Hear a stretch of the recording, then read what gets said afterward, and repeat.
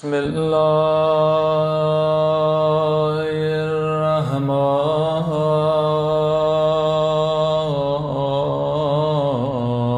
الرحيم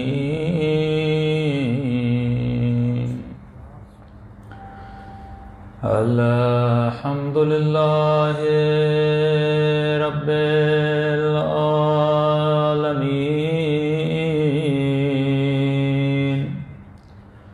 الحمد لله كما هو أهله الصلاة والسلام على سيد المرسلين وخاتم النبيين أبي القاسم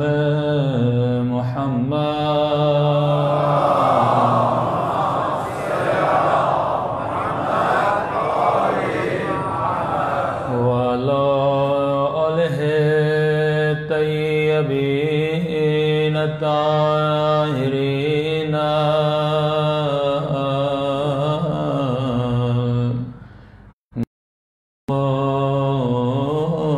آمين. صبر کے دعائے سرکار امام زمان.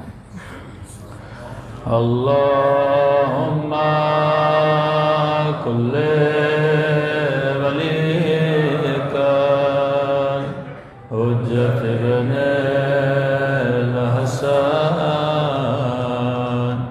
صلواتك عليه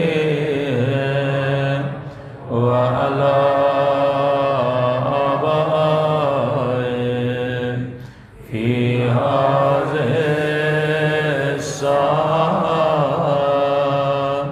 وفي كل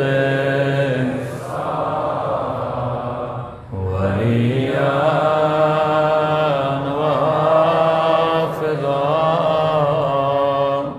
وقائدا وناصرا ودليلا وعينا حتى تسكنه أرضك طوعا وتمتعه فيها طويلا برحمتك يا أرحم الراحمين. صلوات پڑھیں.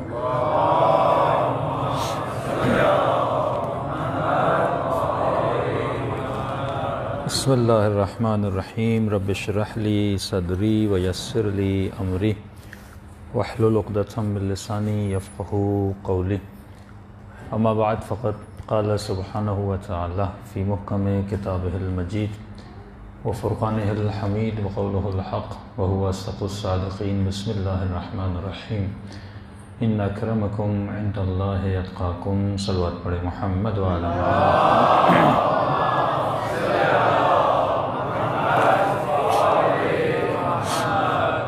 دعا ہے پروردگار عالم ہم سب کی عبادتوں کو اپنی بارگاہ میں قبول فرما دے اور جس مقصد حیات کی وجہ سے ان مجالس میں تشریف لاتے ہیں اس مقصد میں بھی ہم سب کو کامیابیاں کامرانیاں نصیب فرما دے. ذکر اور فکر در زیارت عاشورہ کے عنوان سے یہ چوتھی نشست آپ کی خدمت میں ہے کہ فرمایا تو انسان ہے اپنی فکر کی وجہ سے. تمہاری قیمت ہے، تمہاری ارزش ہے، وہ تمہاری فکر ہے. جتنا تو فکر کو بلند کرے گا اتنا تمہارا وجود بلند ہوتا رہے گا. دنیا میں ہر شے لمیٹڈ ہو سکتی ہے لیکن اللہ نے تجھے ان لمیٹڈ فکر دی ہے. دنیا کی کوئی بھی میموری یا میموری کارڈ آپ لے لیں اس کی کوئی نہ کوئی لمٹ ہے. 30 GB ہوگی، 200 GB ہوگی، اب TB ہو گئی، 2 ٹیرا ہو گیا. لیکن فرمایا یہ جو تمہاری فکر ہے اس کی کوئی بھی لمٹ نہیں ہے، جتنا بھرنا چاہو اس کے اندر بھرو، یہ تجھے اختیار دیا گیا۔ ایک چھوٹی سی موبائل ہوتی ہے، چھوٹا سا کمپیوٹر ہوتا ہے، آپ کتنی چیزیں خریدتے ہیں، موبائل کی میموری بھر جاتی ہے، اس کے بعد دوسرا موبائل خریدا جاتا ہے، دوسری میموریز خریدی جاتی ہیں، لیکن میں نے تجھے ہمیشہ کے لیے ایک میموری دی ہے، ایک فکر دی ہے، تو جتنا اس کو مطالب سے بھرنا چاہے یہ تیرے اختیار میں ہے۔ اب تیرے اختیار میں ہے تو سال میں 2 مہینہ حسین کی مجلس سن، تیرے اختیار میں ہے تو 10 دن مولا کی مجلس سننے آئے، تیرے اختیار میں ہے تو پورا سال ہر روز علی کے نہج البلاغہ کو پڑھے۔ اختیار تجھے دیا، اور یہ فکر تمہاری باڈی میں ایکشنز کو پیدا کرتی ہے، اسی فکر میں محبت ہے، اسی فکر میں نفرت ہے، کسی کے فکر میں یزید کی محبت ہے اور کسی کی فکر میں حسین کی محبت ہے۔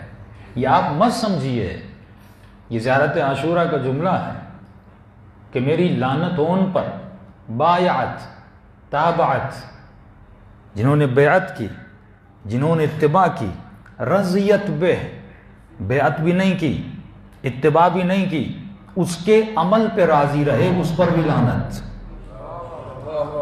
آج جو یزید کو رحمت اللہ کہہ رہا ہے، مطلب دعا کر رہا ہے کہ اے خدا اس پر رحمت بھیج، اس کا مطلب میں اس کے عمل سے راضی ہوں۔ رضی اللہ عنہ کا مطلب کیا ہوتا ہے؟ جب کسی کا نام آتا ہے اور آگے کہا جاتا ہے آپ رضی اللہ عنہ کہیں، حالانکہ میں کبھی نہیں کہتا، حضرت تو آپ کہہ سکتے ہیں، جناب تو آپ کہہ سکتے ہیں، لیکن رضی اللہ عنہ قطعاً نہیں کہہ سکتے، کیونکہ جب آپ نے رضی اللہ عنہ کہا اس کا مطلب یہ ہوا اے خدا تو اس سے راضی ہو جا۔ کس چیز سے راضی ہو جا؟ اس کے عمل سے راضی ہو جا۔ جو یزید نے ظلم کیا تو ظلم سے راضی ہو جا، اس کا مطلب رضیت بے ہے۔ یہ زیارت عاشورہ کا جملہ ہے، اگر تو اس کے عمل سے راضی ہے تو حسین تجھ پر بھی لعنت بھیج رہے ہیں۔ یہ جو یزید کو رحمت اللہ بنانے کی کوشش کی جا رہی ہے، رضی اللہ عنہ بنانے کی کوشش کی جا رہی ہے، اور جو یہ کوشش کر رہا ہے وہ اپنی آخرت کو تباہ و برباد کر رہا ہے، کیونکہ اگر وہ اس کے عمل سے راضی ہو گیا تو آواز آتی ہے یوم ندعو کل اناس بامامہم، قیامت کے دن ہر انسان کو اس کے امام سے پکارا جائے گا۔ دنیا میں تو جس کی سوچ کو فالو کرتا تھا اور جس کی سوچ سے راضی تھا، قیامت کے دن اسی سوچ کے ساتھ تجھے اٹھایا جائے گا۔ تو یہ فخر ہے کہ شیعہ قوم یزید کی فکر سے راضی نہیں ہے، حسین کی فکر سے راضی ہے، اور قیامت کے دن انشاءاللہ حسین کے ساتھ اٹھائی جائے گی۔ صلوات پڑھے محمد و آل محمد۔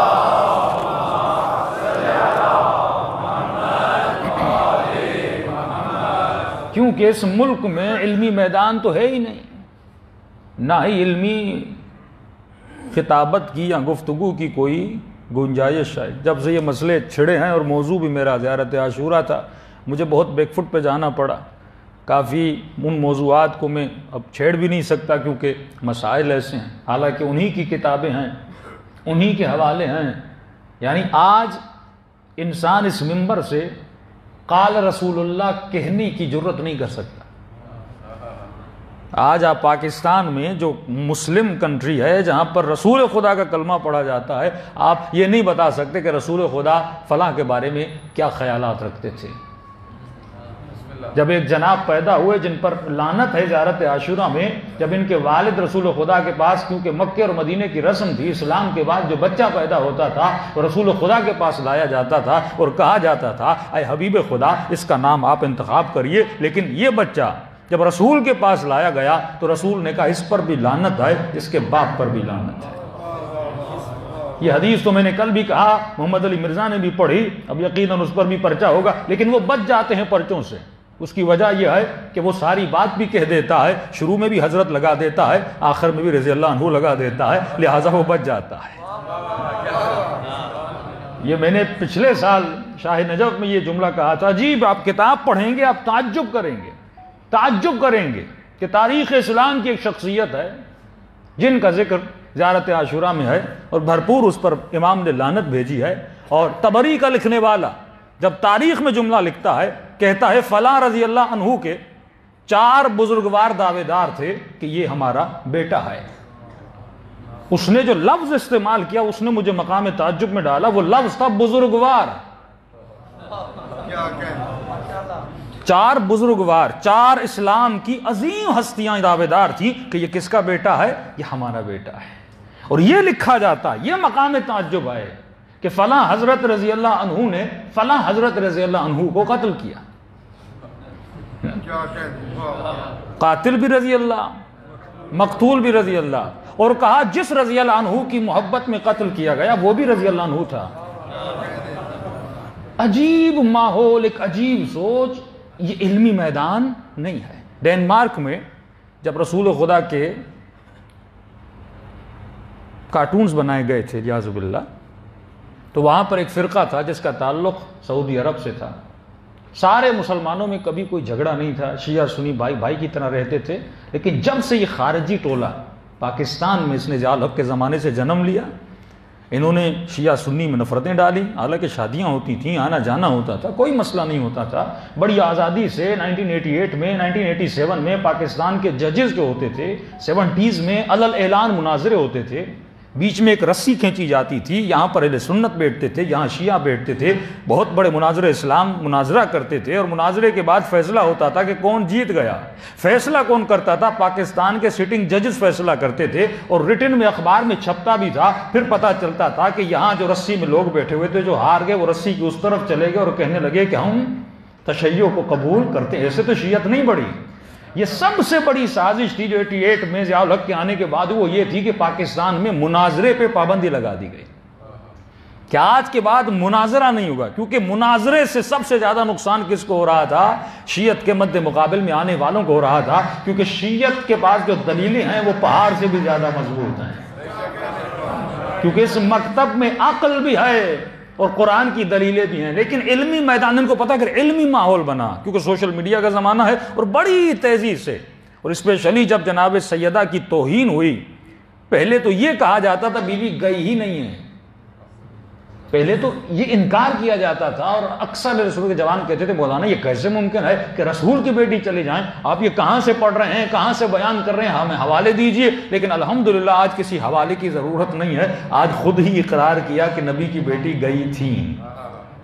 اتنا ہی، دو وجوہات کی وجہ سے لوگ شیعہ ہوتے ہیں، یہ آپ کو بتا رہا ہوں۔ ہمیشہ جو آپ کی تعداد بڑی، پاکستان میں اتنے شیعہ نہیں تھے، یہ دن بدن جو آپ کی تعداد بڑی، دو مسائل، ایک مسئلہ خلافت، لیکن اس سے بھی زیادہ جو مسئلہ اسٹرانگ تھا، اسپیشلی انٹیریل سندھ میں یا پنجاب، جنوبی پنجاب کی سائڈ پہ اتنے لوگ شیعہ بنے، دو مسائل کی وجہ سے، کیونکہ وہاں پر ادب زیادہ ہے، وہاں پر اہل بیت کا احترام بہت حد سے زیادہ ہے۔ دو مسائل، ایک یہ غدیر خم والی روایت من کنت مولا فہذا علی مولا، دوسرا فدق کا مسئلہ، کیونکہ کوئی بھی مسلمان یہ سنے کہ نبی کی بیٹی، اب وہ صحیح یا غلط، حق تھا یا نہیں تھا، اس پہ بحث بات کی بحث ہے، لیکن نبی کی بیٹی جا کر کچھ مانگیں اور اس کو نہ دیا جائے، مسلمان کہتا ہے اگر بیوی مجھ سے میرا گھر مانگنے تو میں اسے ایسے ہی دے دوں، وہ تو اپنا حق مانگنے گئی تھی۔ تو اس مسئلے نے دنیا میں شیعت کو بہت بڑھایا، لیکن وہی علماء کی، مراجع کی، آیت اللہ سیستانی کی سفارش کہ علمی ماحول میں گفتگو ہو، علمی ماحول میں کتاب کے حوالے دیے جائیں، کیونکہ علم انسان میں نفرت پیدا نہیں کرتا، علم انسان کے وجود میں شعور پیدا کرتا ہے۔ کبھی گالی نہ دیا کرو، غلط زبان استعمال نہ کیا کرو، کیونکہ یہ حکم علماء کا نہیں بلکہ یہ حکم قرآن کا حکم ہے کہ اے انسان کسی کے جھوٹے خدا کو بھی برا بلا نہ کہو، کہیں وہ تمہارے سچے خدا کو برا بلا نہ کہہ دے۔ بہترین طریقہ ہے اخلاق کا طریقہ ہے، کردار کا طریقہ ہے، رفتار کا طریقہ ہے۔ جب وہ آپ کا اخلاق دیکھتے ہیں یقیناً آپ سے انسپائر ہوتے ہیں، اور اس سے انسپائر ہو کے اہل بیت کے راستے میں آتے ہیں۔ اس کی بہترین دلیل ہے کہ اسلام تلوار سے نہیں پھیلا، یہ سوچ علی کی نہیں تھی، کیونکہ مولا علی نے، اکثر لوگ کہتے ہیں مولا نے فتوحات کیوں نہیں کی، مولا نے مختلف کنٹریز کو فتح کیوں نہیں کیا، کیونکہ علی کی سوچ تھی نہیں۔ کہ تلوار کے ذریعے سے اسلام کو بڑھایا جائے، اور اگر تلوار کے ذریعے سے یہاں تک بھی اسلام آیا تو یہ غلط رسم تھی، کیونکہ اسلام تلوار سے نہیں بڑھتا، اسلام محبت سے بڑھتا ہے۔ اس کی دلیل یہ ہے کہ خالد بن ولید کو بھیجا گیا، بڑے بڑوں کو بھیجا گیا، لیکن یمن کو فتح نہ کر سکے۔ آخر میں علی مرتضیٰ جاتے ہیں، 2 راتیں ٹھہرتے ہیں، ایک قطرہ خون کا نہیں بہتا، بس علی کے اخلاق کو دیکھا، علی کے علم کو دیکھا، اور یمن سے مالک اشتر جیسے بہادر نکلے، یمن کے یمنی شیعہ یمنی بنے، اور آج بھی ان کا کردار، آج بھی ان کی مقاومت بتا رہی ہے کہ کسی علی کے ماننے والے ہیں، کسی اور کے ماننے والے نہیں ہیں۔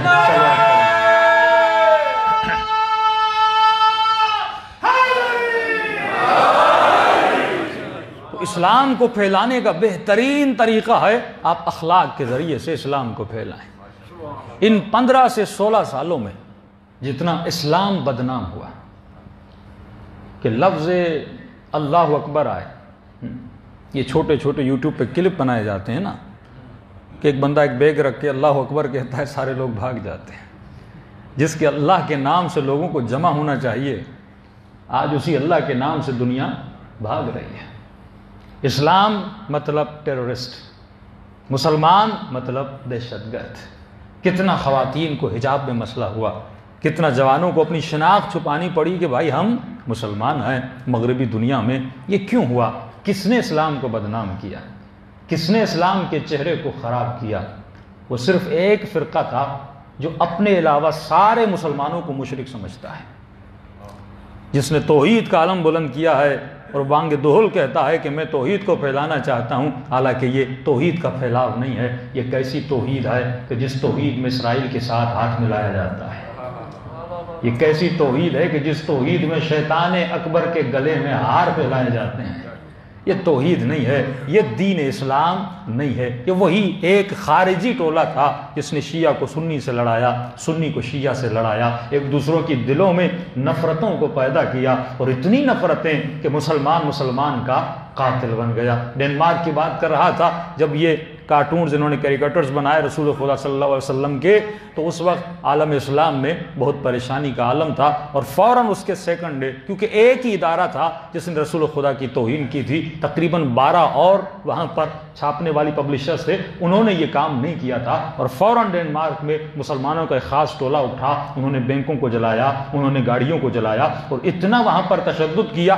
اگلے دن پہلے ایک نے چھاپا تھا، اگلے دن 12 کے 12 نے چھاپ دیا کہ سچ کہتے ہو کہ تم لوگ ٹیررسٹ ہو۔ جو رسول وہابیت نے دوسرے لوگوں کے لیے پیش کیا، وہ رسول وہ نہیں جسے ہم مانتے ہیں۔ ہمارا رسول وہ ہے جسے علی بن ابی طالب نے پیش کیا، ہمارا رسول وہ ہے جسے قرآن نے پیش کیا، جس کے لیے کہ وما ارسلناک الا رحمتا للعالمین۔ اس کے سیکنڈ ڈے پہ وہاں پر افغانی شیعہ، پاکستانی شیعہ، ایرانی شیعہ، لبنانی شیعہ، عراقی شیعوں نے ایک پریس کانفرنس کی، ایک میٹنگ رکھی، اور اس میٹنگ میں انہوں نے بتایا کہ جو تصور تمہارا رسول خدا سے ہے وہ تصور ہمارا رسول خدا سے نہیں ہے۔ انہوں نے بتایا ہمارا رسول ایک بہت بڑی ریولیشن لے کر آیا تھا، انہوں نے عربوں سے جہالت کو ختم کیا۔ وہ عرب جو اپنی بیٹیوں کو زندہ دفن کرتے تھے، ان کے وجود میں شعور کو پیدا کیا۔ وہ عرب جو ایک بھینس کی خاطر 16 لوگ مر جاتے تھے، رسول نے آ کر وہ کام کیا۔ کیا تم نے قرآن کی آیت نہیں پڑھی جس میں آیت جہاد میں پروردگار عالم فرماتا ہے اے اعراب، سال کے 12 مہینوں میں سے 4 مہینے تم پر جہاد کرنا یا قتل و غارت کرنا تم پر حرام ہے، 4 مہینے تلوار نہ اٹھانا۔ کہ تم جانتے ہو یہ رسول کا کتنا پولیٹیکل ایکٹ تھا کہ 4 مہینے وہ عرب جو 1 مہینہ بھی تلوار نہ چلائے سکون سے نہیں بیٹھتا تھا، جو ایک اونٹ کی خاطر 2 قبیلے خود کو تباہ کر دیتے تھے، 70 سال ایک اونٹ کی خاطر لڑتے تھے، تھوڑی سی بات پر قبیلے آپس میں لڑ جاتے تھے، ان قبیلوں کو مجبور کیا کہ وہ 4 مہینے تلوار نہ اٹھائیں، ایک دوسرے کا خون نہ بہائیں۔ اور یہ سائیکولوجی میں بھی ثابت ہو چکا ہے، اگر انسان 40 دن کسی برائی سے دور ہوتا ہے، وہ ایکٹ اور برائی اس کے وجود سے نکل جاتی ہے۔ تو رسول نے تو 4 مہینے ان کو مجبور کیا ایک برائی سے دور ہو جائیں۔ تو اس طرح عرب کے وجود سے صفات کو نکالا۔ وہ عرب کا معاشرہ غلامی تھی جس میں عورتوں پہ ظلم کیا جاتا تھا، جس میں عورتوں کو کنیز بنایا جاتا تھا، اس معاشرے میں اب عادت کو کیسے نکالا؟ شریعت اسلام نے کتنی بڑی طریقے سے ان کے وجود سے عادت نکالی۔ اگر تم نے روزے کو توڑا ہے تو ایک غلام کو آزاد کر دو، اگر تم نے فلاں کام کیا ہے تو کفارے کے طور پہ 10 غلاموں کو آزاد کر دو۔ ایک غلام کو آزاد کرنے میں اتنا ثواب ہے کہ ملتا ہے سب سے زیادہ جس امام نے غلام آزاد کیے ہیں اس امام کا نام امام سجاد ہے، کہ اپنی زندگی میں 4000 غلاموں کو امام نے آزاد کیا۔ یہاں لوگوں سے خریدتے تھے، یہاں آزاد کرتے تھے۔ تو یہ رسم اسلام ہے۔ اور صرف غلاموں کو آزاد نہیں کیا، وہ خریدتے تھے اور ان کی تربیت کرتے تھے، اور تربیت کرنے کے بعد آزاد کرتے تھے۔ دیکھیے وہ زمانہ جس زمانے میں شیعت پہ پابندی تھی،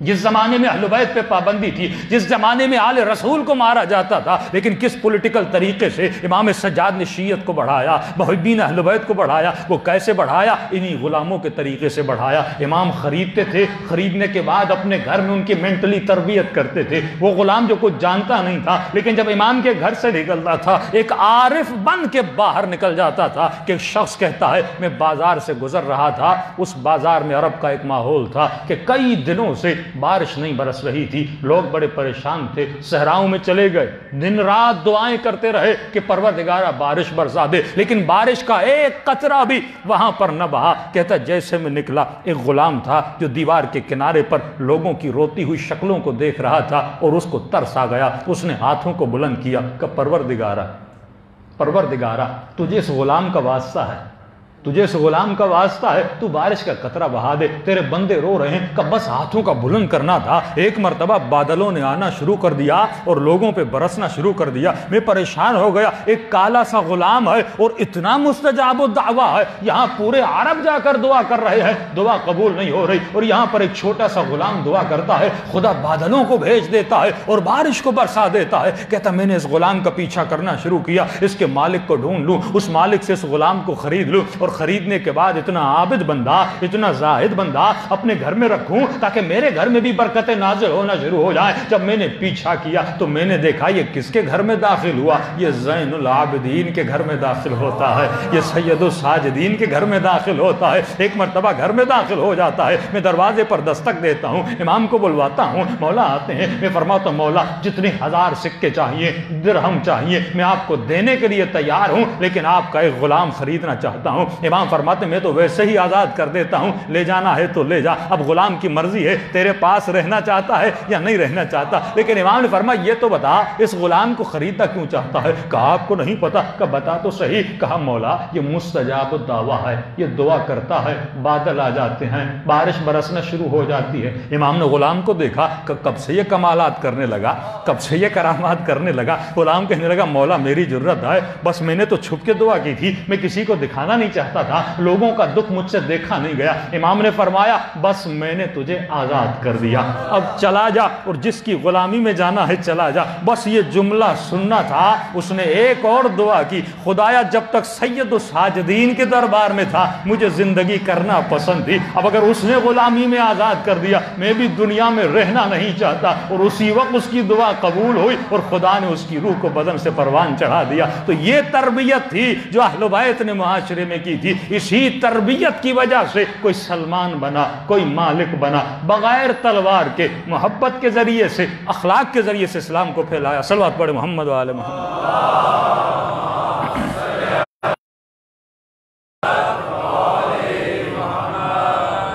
بار دیگر صلوات پڑھے محمد۔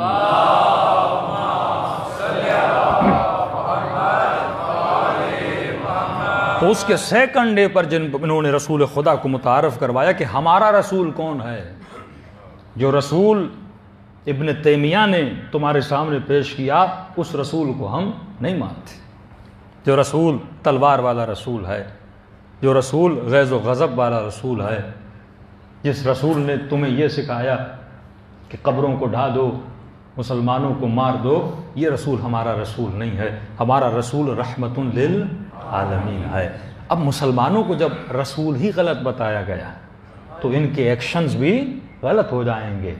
فکر میں جو ڈالا جاتا ہے بدن بھی وہی کام کرتا ہے۔ حسین آپ کی فکروں میں علم ڈالنے کے لیے آئے۔ اطلب العلم من المہد الی اللہ، اے انسان نالج کو حاصل کر، علم کو حاصل کر، کیونکہ علم میں بقا ہے، مال تیرے وجود کا حصہ نہیں ہے۔ کسی نے امام سے پوچھا تھا نا مولا سب سے بڑی دولت کیا ہے؟ امام فرماتے ہیں جو تجھ سے جدا نہ ہو۔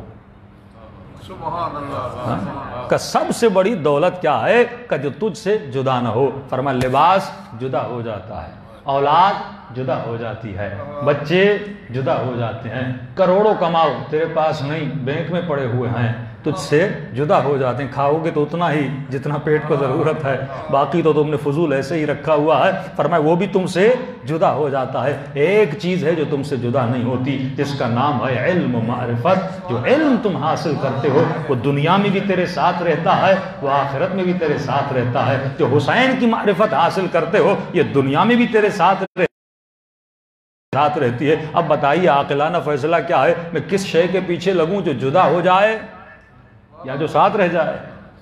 یہاں تک کہ بدن بھی جدا ہو جاتا ہے، یہ بھی ایک دن آئے گا ہمارا ابھی بھی ساتھ چھوڑتا جا رہا ہے نا، ہو جاتا ہے، کبھی شوگر ہو جاتی ہے، کبھی کڈنیز فیل ہو جاتی ہیں، تو بدن بھی بتا رہا ہے کہ میں تمہارا نہیں ہوں، جہاں سے آیا ہوں وہیں مجھے جانا ہے، اور تو جہاں سے آیا ہے وہیں تجھے جانا ہے۔ تھوڑی دیر کے لیے میں نے تمہارا ساتھ دیا لیکن میں بھی ساتھ چھوڑ کے چلا جاؤں گا۔ ایک چیز ہے جو تمہارے ساتھ رہے گی، اس کا نام ہے علم و معرفت۔ جتنا علم حاصل کرے گا، اور امام سے پوچھا گیا مولا عقل مند کون ہے؟ امام فرماتے ہیں جس کا علم زیادہ ہے۔ عقل کی غذا علم ہے، جتنا علم حاصل کرو گے اتنی تمہاری عقل بڑھے گی۔ اب خود سے پوچھئے کرتے ہیں 8 گھنٹے جاب کرتے ہیں، 12 گھنٹے مال دنیا کے پیچھے جاتے ہیں، لیکن انسان آدھا گھنٹہ بھی علم معرفت اہل بیت حاصل نہیں کرتا۔ یہی دعائیں مکارم الاخلاق ہے۔ کبھی ہم نے امام سجاد کی دعا پڑھی، کبھی ہم نے زندگی میں تفسیر قرآن پڑھی، کبھی ہم نے پورے قرآن کی ایک مرتبہ تلاوت کی ترجمے کے ساتھ، کبھی قرآن کے لفظوں پہ غور کیا۔ یہی 2 رکعت نماز پڑھتے ہیں، کیا اس 2 رکعت نماز میں غور کیا؟ نہیں اذان محترم، ہم غور و فکر نہیں کرتے، اس لیے کیونکہ ہمارے لیے آخرت کی اتنی اہمیت نہیں ہے جتنی دنیا کی اہمیت ہے۔ اس کی بھی وجہ ہے کیونکہ دنیا ہے محسوس، اس کو محسوس کرتے ہو، اس کے بیچ میں رہتے ہو، لیکن یہ سمجھتے ہو کہ آخرت بعد میں آنے والے ایک پیریڈ کا نام ہے۔ لیکن معصوم فرماتے اسی طرح نہیں ہے، سمجھو بالکل ایسے ہے جیسے بچہ ماں کے پیٹ میں ہوتا ہے، وہ سمجھتا ہے ماں کے پیٹ میں ہوں، لیکن پتہ چلتا ہے جب ماں کے پیٹ سے باہر آتا ہے۔ تم بھی بالکل ایک چھوٹی سی دنیا میں ہو، لیکن ایک بہت بڑا عالم ہے جس کے پیٹ کے اندر جی تو رہے ہو، لیکن کب اس دنیا میں جاؤ گے جب روح یہ بدن سے نکل کے چلی جائے گی، لیکن اس کے اثرات تو مترتب تمہارے وجود پہ ہو رہے ہیں۔ یعنی یہاں پر جتنی لائف اور زندگی گزار رہے ہو وہاں پر کچھ نہ کچھ تمہارا بن رہا ہے، اور وہ کس ذریعے سے بن رہا ہے؟ وہ تمہاری فکر کے ذریعے سے بن رہا ہے۔ تو جتنی فکر تمہاری اعلیٰ ہوگی اتنی آخرت تمہاری اعلیٰ ہوگی۔ یہ ایمان کا 10واں درجہ، ایمان کا 9واں درجہ، ایمان کا 8واں درجہ، سلمان فلاں درجے پر تھے، ابو ذر فلاں درجے پر تھے۔ یہ درجات کیا ہیں؟ یہ فکر کے درجات ہیں۔ جتنی فکر تمہاری بلند ہوگی اتنی تمہاری منزلت آخرت بلند ہوگی۔ صلوات پڑھے محمد و آل محمد۔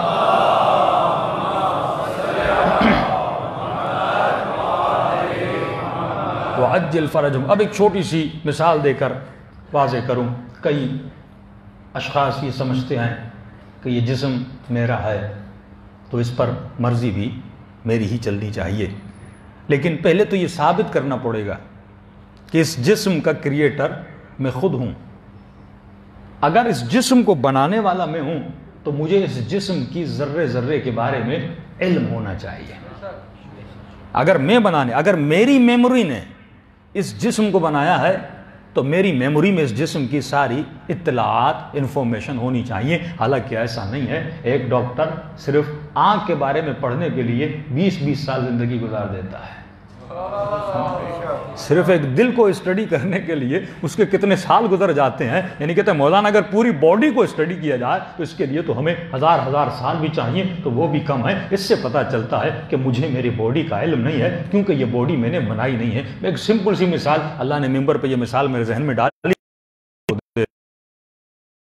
میں گئے، آپ نے ٹی وی خریدا، آپ نے موبائل خریدا، اب یہ موبائل کے ساتھ ایک چھوٹی سی گائیڈ بک ملتی ہے۔ یہ گائیڈ بک کیوں ہے؟ آپ کہہ سکتے ہو کہ پیسہ میرا، مال میرا، میں تیری گائیڈ بک پہ کیوں چلوں؟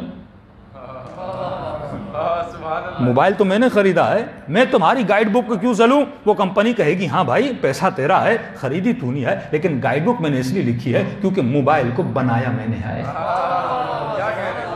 مجھے پتا ہے اس کے آن کا بٹن کون سا ہے، اس کے آف کا بٹن کون سا ہے، اور واضح کرتا ہوا آپ کو بتاتا چلوں یہ کمپنیاں گارنٹی بھی دیتی ہیں، کبھی 2 سال، کبھی 5 سال، کبھی 10 سال، اور آخر میں لکھتی بھی ہیں اگر تم نے میری گائیڈ بک پہ عمل کیا تو گارنٹی ویلڈ ہے،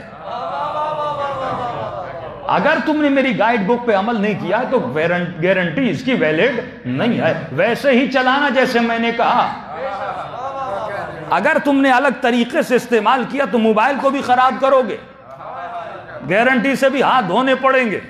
اب سوال یہ ہے ایک چھوٹی سی کمپنی کو اتنی عقل ہے کہ جو چھوٹا سا موبائل بنائے، ایک چھوٹی سی واچ بنائے، ایک چھوٹا سا ٹی وی بنائے، اس کے لیے بھی ایک گائیڈ بک رکھتی ہے، تو انسان یہ بتا جس نے تمہاری باڈی کو بنایا کیا اس نے کوئی گائیڈ بک نہیں بنائی ہوگی؟ کیا اس نے تجھے سکھایا نہیں ہوگا کہ اس باڈی کو یوز کیسے کرنا ہے، اس کی آنکھوں کو کیسے استعمال کرنا ہے، اس کی زبان کو کیسے استعمال کرنا ہے، اس کے کانوں کو کیسے استعمال کرنا ہے، اس کے ہاتھوں کو کیسے استعمال کرنا ہے، اعضائے نکاح کو کیسے استعمال کرنا ہے؟ فرمایا ہرگز اگر دنیا والوں کو اتنی عقل ہے، وہ تو مدبر ہے، وہ تو حکیم اعلیٰ ہے، اس نے بھی تمہیں ایک گائیڈ بک دی ہے جس گائیڈ بک کا نام قرآن ہے۔ اگر تجھے جاننا ہے کہ آنکھوں کو استعمال کیسے کرنا ہے، ذرا قرآن میں چلا جا اور قرآن سے پوچھ لے زبان سے کلام کون سا کرنا ہے، قرآن سے پوچھ لے۔ میں نے کہا اور واضح کرتا ہوا چلو، صرف گائیڈ بک کمپنیاں نہیں دیتی، اس گائیڈ بک کے نیچے ایک ہیلپ لائن بھی دیتی ہیں۔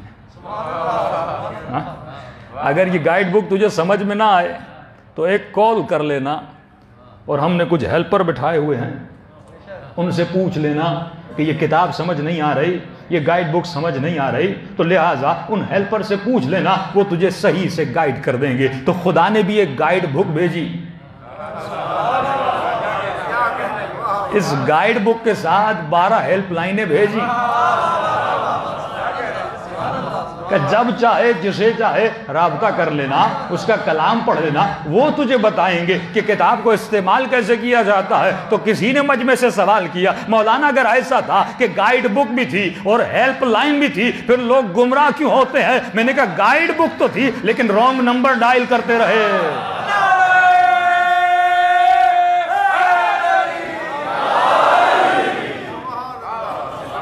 اگر یہ صحیح نمبر ڈائل کرتے جو اللہ نے دیا تھا۔ آج مسئلہ یہ ہے کہ موبائل ہو سیمسنگ کا اور گائیڈ بک آپ کو ایپل دینا شروع کر دے۔ بنایا اللہ نے، گائیڈ بک اللہ کی، اب رانگ نمبر لوگ دے رہے ہیں کہ نہیں یہاں فون کرنا ہے۔ بھائی رسول سے پوچھو میں کس سے رابطہ کروں؟ فرمایا انا مدینۃ العلم وعلی بابھا، میں شہر علم ہوں اور اس کا دروازہ علی بن ابی طالب ہے۔ جو بھی علمی سوال ہو کسی اور کے در پہ نہ جانا، علی مرتضیٰ کے در پہ آ جانا۔ صلوات پڑھے محمد۔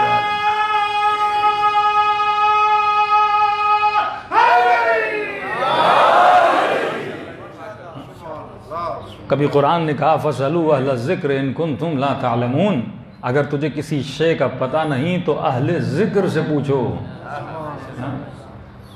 کبھی قرآن کی آواز آئی اطیعوا اللہ واطیعوا الرسول واولی الامر منکم، اگر اطاعت کرنی ہے، اگر کسی کے در پہ جانا ہے تو اولی الامر کے دروازے پہ چلے جاؤ۔ اور یہ رسول کے کلام میں واضح ترین طور پہ دلیلیں ملتی ہیں، اور اہل بیت کی زندگی سے دلیلیں ملتی ہیں کہ اگر اس زمانے میں جب تک اہل بیت تھے، اہل بیت سے بڑا کوئی عالم نہیں تھا۔ دیکھیے درسگاہیں لگتی تھیں، مدرسے لگتے تھے، چھٹے امام اور پانچویں امام کا زمانہ درسگاہ اور مدرسوں کا زمانہ ہے۔ سب سے بڑی درسگاہ چھٹے امام کی درسگاہ ہوتی تھی۔ امام کے پاس علم تھا، مد مقابل کے پاس مال تھا، اور یہ کہا گیا جو اس کے درس میں جائے گا اسے 2 درہم دیے جائیں گے۔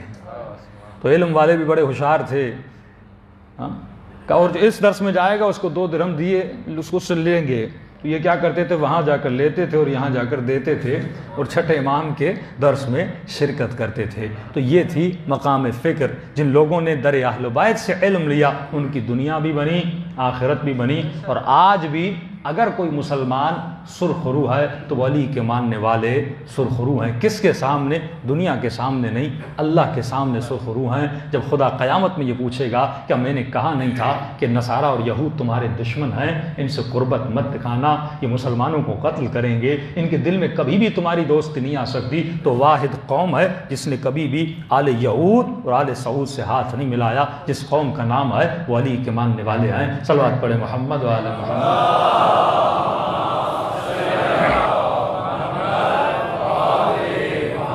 وعجل فرجا. اب جب آپ کے پاس اتنی قیمتی چیزیں ہیں تو اس کی قدر بھی تو کرنی ہے نا.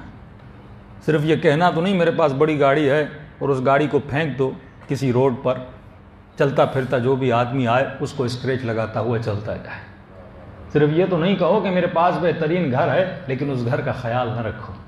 صرف یہ تو نہیں کہ تم کہو کہ خدا نے مجھے بہت خوبصورت اور اچھے بیٹے دیے ہیں لیکن ان بیٹوں کا خیال نہ کرو. نعمت ولایت، نعمت حسین، نعمت کربلا جو خدا نے آپ کو دی، ہم نے اس نعمت کی قدر کتنی کی ہے؟ ہم نے اس نعمت کو سنبھالا کتنا ہے؟ ہم نے اس نعمت سے استفادہ کتنا ہے؟ دیکھیے استفادہ کیا ہے. ایک مرتبہ ایک عالم آپ کے گھر پہ آتا ہے اور آپ اس عالم کو بہت اچھا فیسیلیٹیٹ کرتے ہیں، کھانا ٹائم پہ دیتے ہیں، اس کی ساری پریشانیوں کو ان کو سولو کرتے ہیں، لیکن آپ اس عالم سے باتیں نہیں کرتے.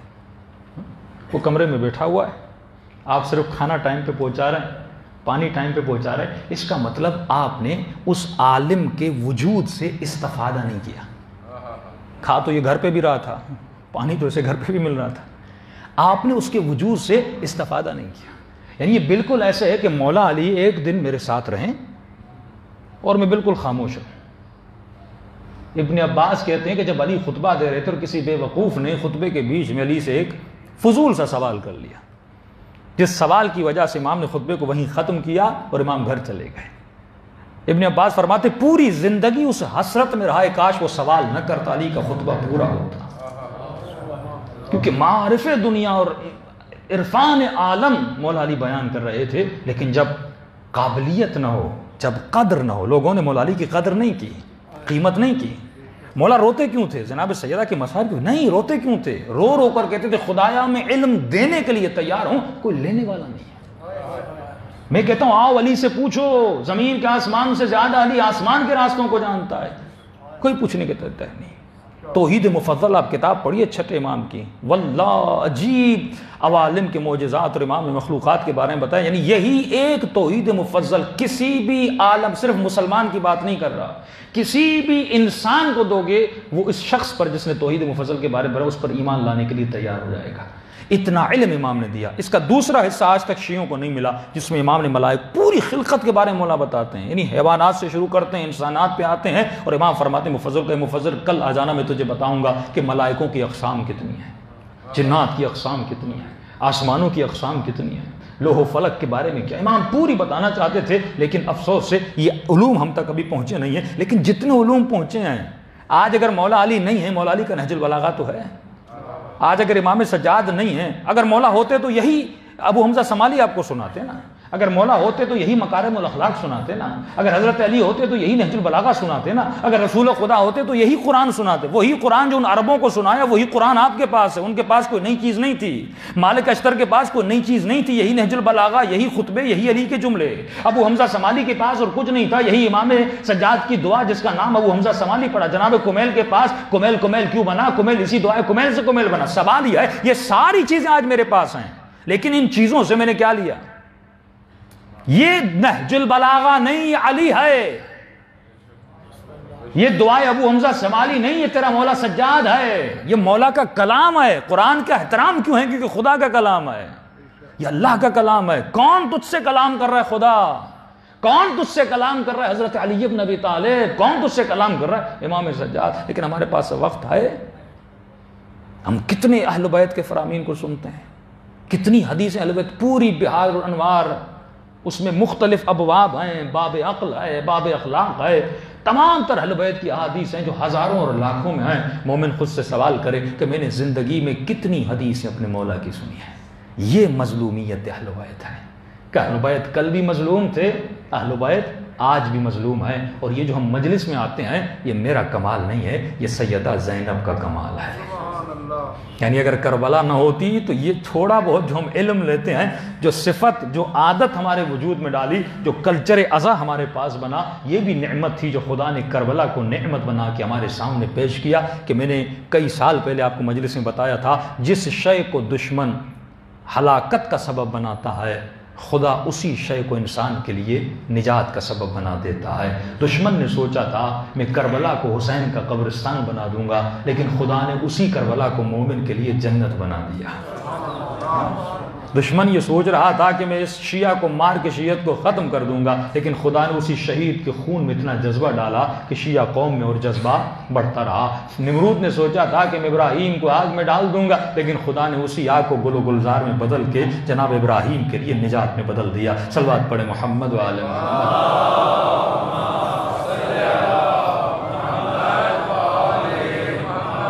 تو دو چیزیں ہمیں کرنی ہیں، ایک اس جوان کو خود کو اہل بیت کے قریب لے جانا ہے، اور اس قربت میں خود کو عمل میں ڈالنا ہے، اور خود کو محسوس کرنا ہے کہ اہل بیت ہمیں دینا کیا چاہتے تھے۔ تھوڑی سی اس کی فکر کو جب بدلے گا، اس کے وجود میں معرفت ابھر کے آ جائے گی۔ یہ واقعہ شاید میں سنایا کہ نہیں سنایا۔ پروردگار عالم آپ سب کو مشہد مقدس کی زیارت نصیب فرمائے۔ ایک مسجد ہے وہاں پر جس کا نام ہے مسجد گوہر شاد۔ گوہر خاتون کا نام تھا، یہ ہندوستان سے ہجرت کر کے مشہد پہنچی۔ مولا رضا کا حرم بہت چھوٹا تھا، امام کے حرم کے سامنے کچرے کا ڈھیر تھا اور لوگ وہاں پہ کچرا پھینکتے تھے۔ مثلا کوئی چھوٹی سی مسجد ہو، اس کے سامنے لوگ کچرا پھینک رہے ہوں۔ اس خاتون نے دیکھا، مالدار تھیں، اللہ نے دیا تھا اور جانتی تھی، معرفت والی تھی کہ مال دنیا تو دنیا میں رہ جاتا ہے، اور معصوم فرماتا ہے انسان جیسے روح بدن سے نکلتی ہے، یہ نام اعمال کی جو کاپی اور دفتر ہے یہ بند ہو جاتی ہے۔ مرنے کے بعد نہ تو نماز بڑھا سکتا ہے، نہ کوئی برائی گھٹا سکتا ہے، نہ نیکی کا اضافہ ہے، نہ برائی کو گھٹا سکتا ہے، کیونکہ روح نکلنے کے بعد نام اعمال بند ہو جاتا ہے۔ لیکن تمہارے کچھ اعمال ایسے ہیں کہ مرنے کے بعد بھی تیرے نام اعمال میں لکھے جائیں گے، یعنی تو مر جائے گا لیکن آٹومیٹیکلی وہ اعمال تمہارے نام اعمال میں لکھے جائیں گے۔ کہ مولا وہ کون سے ہیں؟ کہ اگر اپنی زندگی میں کوئی مسجد بنا دے، اگر اپنی زندگی میں کوئی مدرسہ، کوئی کار خیر کی بلڈنگ بنا دے، جب تک نمازی نماز پڑھتے رہیں گے تب تک تجھے ثواب ملتا رہے گا۔ دوسرا امام فرماتے کسی نیک بیٹے کی تربیت کر، کسی ایسے اولاد کی تربیت کر کہ اگر تم مر جائے اور یہ نیکیاں کرتا رہے گا، ثواب کسے ملے گا؟ اس کے مربی کو ثواب ملے گا جس نے اس کی تربیت کی ہے۔ تیسرا کوئی ایسی کتاب لکھ، کوئی ایسا کلام کہہ تو جس کلام کو تمہارے مرنے کے بعد بھی لوگ سنتے رہیں اور تمہارے نام اعمال میں ثواب لکھتا رہے۔ یعنی کتنے سال گزر گئے مولا علی کو، آج تک نہج البلاغہ سے لوگ استفادہ کر رہے ہیں، دعائے ابو حمزہ سمالی سے استفادہ کر رہے ہیں۔ فرمایا زندگی میں اگر چاہتا ہے کہ مرنے کے بعد نام اعمال میں اضافہ ہوتا رہے تو ایسے کام کرتا رہے جو عمل ابدی عمل ہو۔ یہ خاتون جانتی تھی، اس نے کہا ویسے مر جاؤں گی، شوہر مر چکا تھا، بیوہ تھی، اس نے آرڈر دیا کہ ایک بہت بڑی مسجد بنائی جائے۔ آج یہ خاتون ہے نہیں، لیکن مسجد اپنی جگہ پر باندھی ہے، اعتکاف ہوتا ہے، نمازیں ہوتی ہیں، اور اتنی بڑی مسجد ہے کہ وہاں سے ابھی تو امام رضا کی زری بھی اندر سے نظر آتی ہے۔ اتنی مبارک مسجد ہے، وہاں پر جتنے نمازی نماز پڑھتے ہیں، گریا کرتے ہیں، زیارت عاشور، سارا ثواب کس کو مل رہا ہے؟ اس خاتون کو۔ لیکن یہ پیسہ اولاد کے لیے چھوڑ کے جاتی، اولاد ضائع کر دیتا، لیکن اس نے اسی پیسے کو کس کے لیے استعمال کیا؟ اپنی آخرت کو بچانے کے لیے استعمال کیا، اور امام کے حرم کو بڑھانے کے لیے استعمال کیا۔ اس نے مزدوروں کو آرڈر کیا، مزدور آئے، بنانے لگے۔ دیکھیے فکر انسان کی، ہماری صرف یہ ڈیوٹی نہیں کہ میں نیک بنوں، میری ڈیوٹی یہ ہے کہ میں کسی اور کو بھی نیک بناؤں۔ یہ کل کی مجلس میں آؤں گا کہ شفیع، تو دنیا میں شفیع بن، تو کسی کی شفاعت کر، یہ بھی شفاعت ہے کہ تم کسی انسان کو نیک راستے پر لاتے ہو۔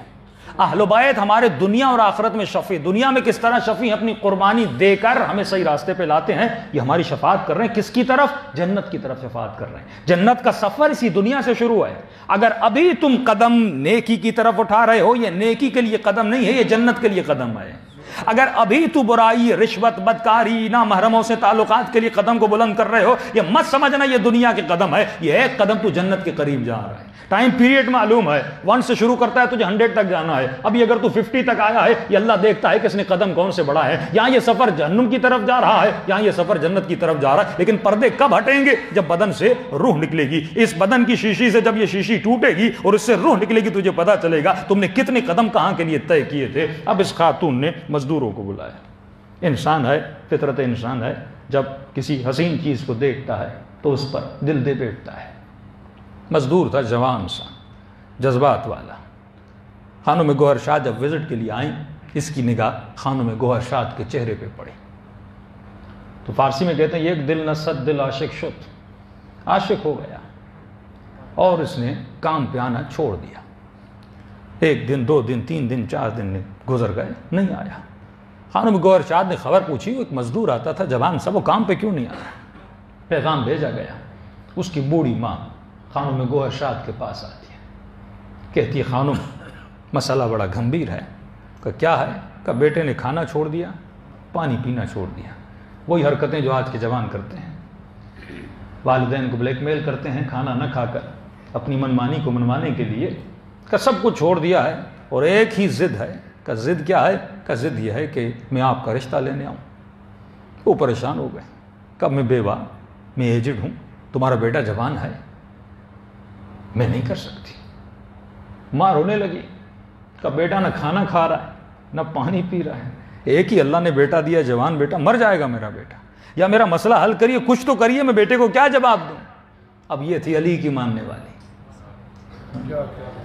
خود بھی راہ راست پر ہو تو کسی اور کو بھی راہ راست پر لاؤ۔ یہ نہیں کہ بس میں نماز شب پڑھتا ہوں، میں نمازیں پڑھتا ہوں، نہیں، یہ کار حسین نہیں ہے۔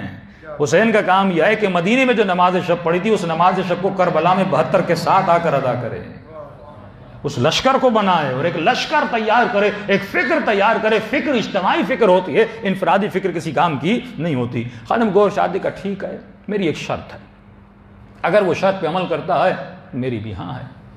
انہوں نے کہا کون سی شرط ہے؟ انہوں نے کہا شرط یہ ہے کہ آپ کا بیٹا 40 راتیں نماز شب پڑھے۔ آپ کا بیٹا 40 راتیں نماز تہجد پڑھے۔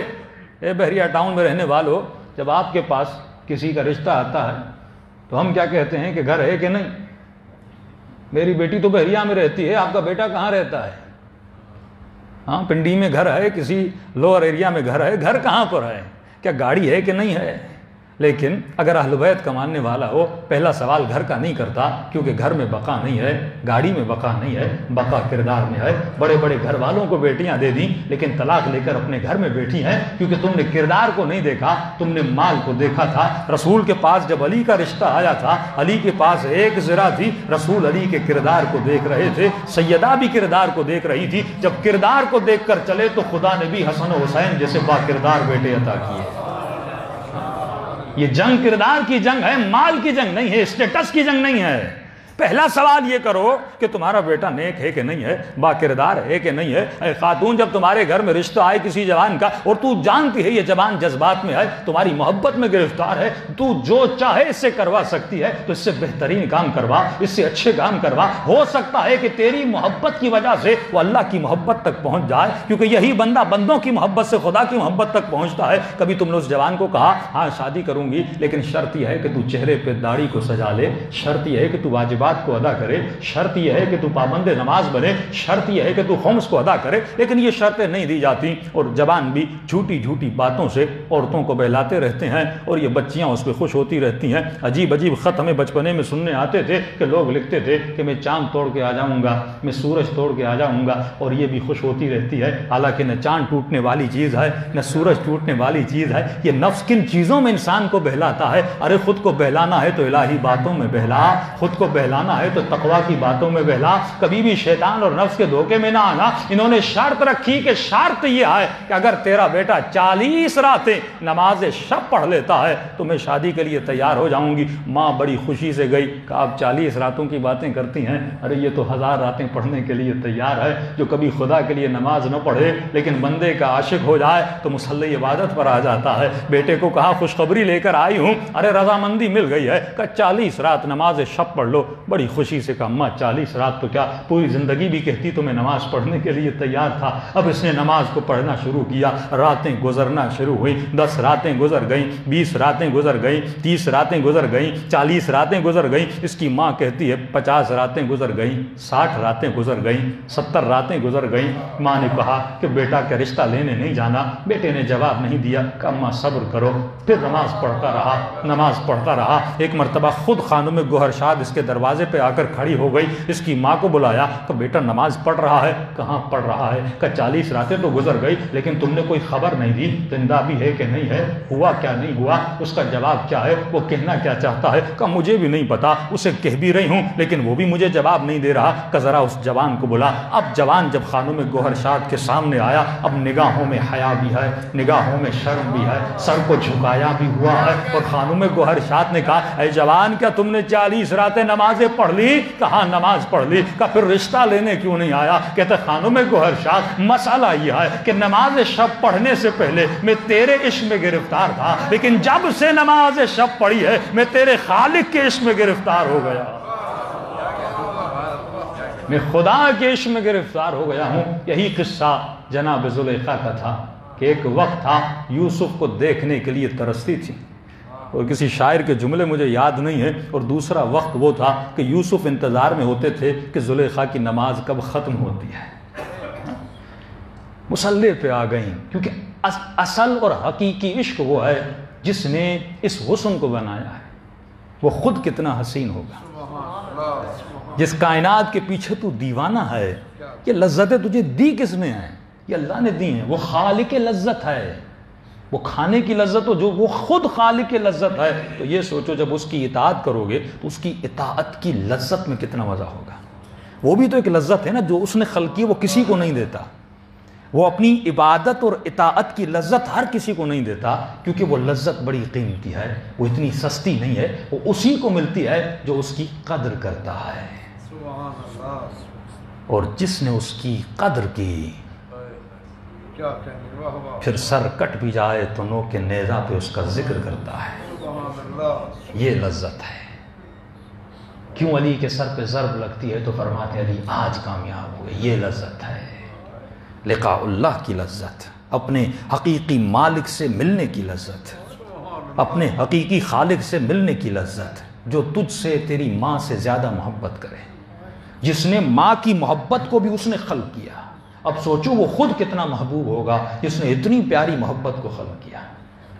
جو حسین جیسے مولا کو خلق کرے وہ خود کیسا ہوگا، جو علی جیسے آقا کو خلق کرے وہ خود کیسا ہوگا، جو رسول جیسے محبوب کو خلق کرے وہ خود کتنا محبوب ہوگا۔ یہ اندازہ کب لگاؤ گے؟ جب اس کی محبت میں گرفتار ہو جاؤ گے۔ پھر اس محبت کا جلوہ ایسا ہے، علی نماز پڑھتے ہیں، پاؤں سے تیر نکلتا ہے، پتہ ہی نہیں لگتا، کیونکہ اس درد کا خالق وہ ہے، لیکن اس کی لذت اس درد سے بھی زیادہ ہے۔ ایسے علماء کی مثالیں ہیں۔ آغا امینی بہت بڑے عالم گزرے، آنکھ کا آپریشن تھا، ڈاکٹرز کو کہا کہ مجھے نشہ نہیں دینا، ایسا ہی آپریشن کر۔ ڈاکٹر پریشان تھے، اس نے کوئی ذکر کہنا شروع کیا اور اس کے بعد ہم نے آپریشن بھی کر دیا، لیکن ان کو پتہ تک نہیں چلا کہ آپریشن ہوا ہے کہ نہیں ہوا۔ یہ لذت، لذت عبادت، لذت اطاعت، لذت معرفت، لذت ملاقات خدا، یہ کب ہوتی ہے؟ جب اس کی معرفت کو حاصل کرتے ہو، اپنی فکر کو، اپنے ذہن کو گندی چیزوں سے آزاد کرو، اور جس چیز کے لیے تجھے بنایا گیا ہے وہی چیز اپنے ذہن میں اپناؤ۔ اب آئیے اسی فکر کو کربلا لے کر چلیں کہ شاید حسین سے مل کر وہ لذت ہمیں بھی مل جائے، شاید وہ کنیکشن مولا ہمیں بھی دے دیں۔ اور یہ کب ہوگا؟ جب وہی جملے زبان سے نکالو گے جو جملے اہل بیت نے نکالے۔ یہ دعا ابو حمزہ سمالی جب پڑھو تو یہ محسوس کرو کہ یہ جملے سید سجاد کے جملے ہیں، یہ اس معصوم امام کی زبان سے نکلے ہوئے جملے ہیں۔ جب قرآن پڑھو تو یہ محسوس کرو یہ مصطفیٰ کی زبان سے نکلے ہوئے جملے ہیں، پھر اس کی مٹھاس کو محسوس کرو گے، اس کی معرفت کو محسوس کرو گے۔ آئیے امام حسین کو سلام کریں، وہ مولا جسے عاشورہ کے دن کسی نے سلام نہ کیا۔ تصور کر سکتے ہیں کتنے عظیم مولا، جو خود کو لٹا دے مٹا دے تیرے لیے، لیکن یہی بندہ اسی کا دشمن بن جائے، احسان فراموش بن جائے۔ نمک خوردم و نمکدان شکستم، نمک کھائے اور اسی نمکدان کو توڑ دے۔ فرماتے نمک حلال بن، جس کی وجہ سے تیرا وجود اس کائنات میں، کم از کم اس امام کی اطاعت کر اور اسی امام کے دل کو جیتنے کی کوشش کر۔ لفظ حسین سب کو آتا ہے، جب بھی سلام دیں تو مولا حسین کے لفظ کو بلند آواز سے کہا کریں۔ السلام علی الحسین وعلی علی ابن الحسین وعلی اولاد الحسین وعلی اصحاب الحسین۔ سب مل کے السلام علی الحسین وعلی علی ابن الحسین وعلی اولاد الحسین وعلی اصحاب الحسین۔ بلند آواز سے السلام علی الحسین وعلی علی ابن الحسین وعلی اولاد الحسین وعلی اصحاب الحسین۔ میرا سلام ہو زخمی بدن پہ، میرا سلام ہو زخمی آنکھوں پہ،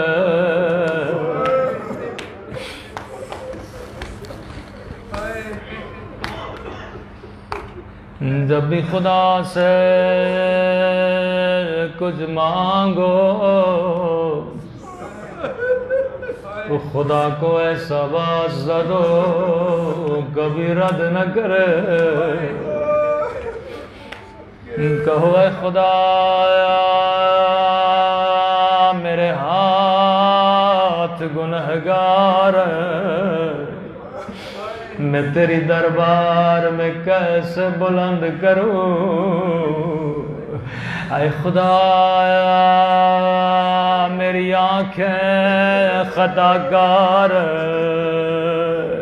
میں ان آنکھوں سے کیسے گریہ کروں۔ تجھے ان ہاتھوں کا واسطہ جنہیں حسین نے اٹھا کے چوما تھا، چوم کے کہا عباس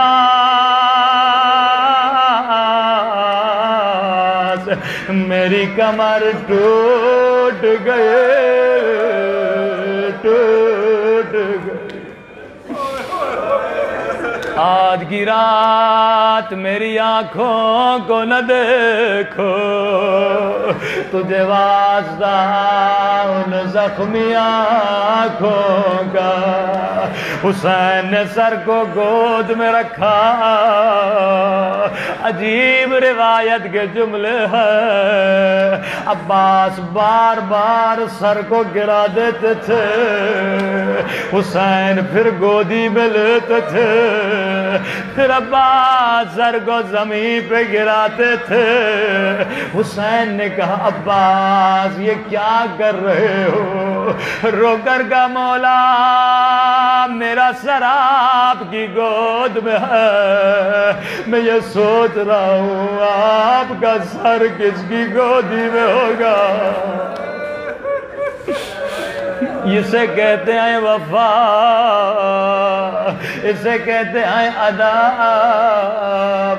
لیکن فرمایا مولا اگر زحمت نہ ہو ابا کے دامن سے، میری آنکھ سے خون صاف کریے۔ رو کر کا مولا یہ بھی زحمت نہ دیتا اگر بازو سلامت ہوتے۔ مولا ایک آنکھ میں تیر ہے، دوسری آنکھ میں خون ہے، عباس آنکھ کا خون صاف کیوں کرنا چاہتے ہو؟ رو کر کا مولا اماں کہتی تھی عباس جب تو پیدا ہوا تھا تو نے سب سے پہلے حسین کو دیکھا تھا، مولا جاتے جاتے آپ کی زیارت کرنا چاہتا ہوں۔ اسے کہتے ہیں محبت، اسے کہتے ہیں دعوت۔ یہ تو بھائی کی بھائی سے محبت ہے۔ فرماتے ہیں عباس باب الحوائج، خدا نے اس دروازے کو حاجتوں کو قبولیت کے لیے رکھا۔ فرمایا میرے ظاہر میری زیارت سے پہلے میرے عباس کی زیارت کیا کرو۔ ہر بی بی کو ناز تھا عباس پہ، سکینہ سے لے کر زینب تک۔ جب تک عباس تھے سکینہ کہتی تھی بچوں گھبرانے کی ضرورت نہیں، میرا چچا موجود ہے۔ بی بی زینب کہتی تھی بیبیوں گھبرانے کی ضرورت نہیں، تمہارے پردوں کا محافظ موجود ہے۔ تبھی جب اجازت لینے آئے امام حسین نے کہا عباس میں نہیں روکتا، باز زینب کو بڑا بھروسہ ہے، پہلے جا اپنی آقازادی سے اجازت لے۔ عباس خیمے کے در پہ آئے، اجازت ملی، بی بی زینب کے سامنے زانویں ادب لگا کے بیٹھ گئے۔ بہن جانتی ہے بھائی کیوں آیا ہے؟ رو کر کا عباس جانتی ہوں کیوں آئے ہو۔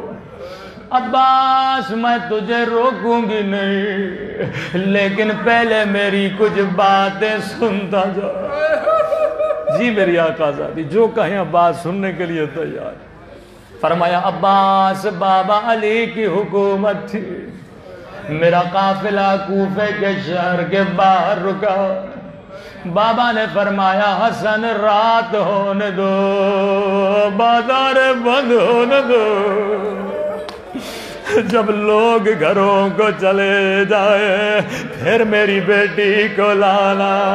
عباس رات ہو گئی، بازار بند ہو گئے، سنو گے بابا علی خود میرے استقبال کے لیے آئے۔ بابا نے میرے اونٹ کی مار کو تھاما، ایک مرتبہ چلتے چلتے بابا نے کہا زینب ذرا اماری کا پردہ ہٹالا۔ میں نے پردہ ہٹایا، بابا نے کہا زینب غور سے دیکھو یہ کوفے کا بازار ہے۔ عباس میری سمجھ میں نہیں آ رہا، بازار کیا بیٹیوں کو دکھانے کی چیز ہے؟ ایک مرتبہ سواری آگے بڑھی، پھر بابا نے کہا او زینب ذرا پردہ ہٹانا۔ میں نے پردہ ہٹایا، بابا نے کہا زینب یہ کوفیوں کے گھروں کی چھتیں ہے۔ عباس میں پریشان ہوں، سواری آگے بڑھی، بابا نے کہا زینب برا پھر سے پردہ ہٹانا. اب میں نے پردہ ہٹایا. بابا نے کہا زینب یہ کوفے کا چوک ہے. اتنا سننا تھا مجھ سے رہا نہیں گیا.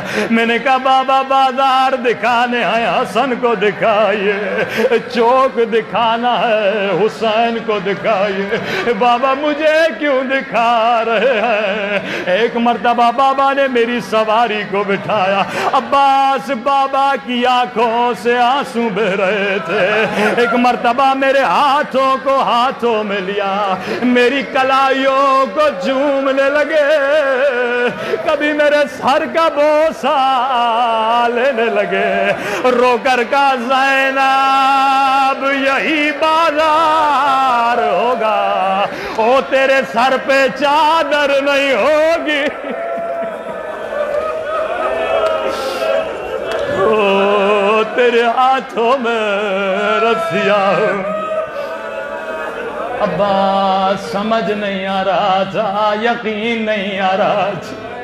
میں نے کہا بابا آپ امام علم غیب جانتے ہیں, جو کہتے ہیں سچ ہے, لیکن بابا زینب کا ایک سوال ہے. بابا جس بہن کا بھی ایک بھائی ہو اسے بھی کوئی آنکھ اٹھا کے نہیں دیکھتا. او اللہ نے مجھے 18 بھائی دیے ہیں. اللہ نے مجھے حسن جیسا حسین جیسا بھائی دیا. عباس تب تک یقین نہیں تھا. ایک مرتبہ زینب نے کہا عباس کھڑا ہو جا. زینب نے دونوں باہیں بھائی کے گلے میں ڈالی اور کہا خدا حافظ عباس. اب میں زینب سمجھ گئی اور میری چادر اترنے کا وقت قریب ہے, اور میرے ہاتھوں میں رسیاں بندھنے کا وقت قریب.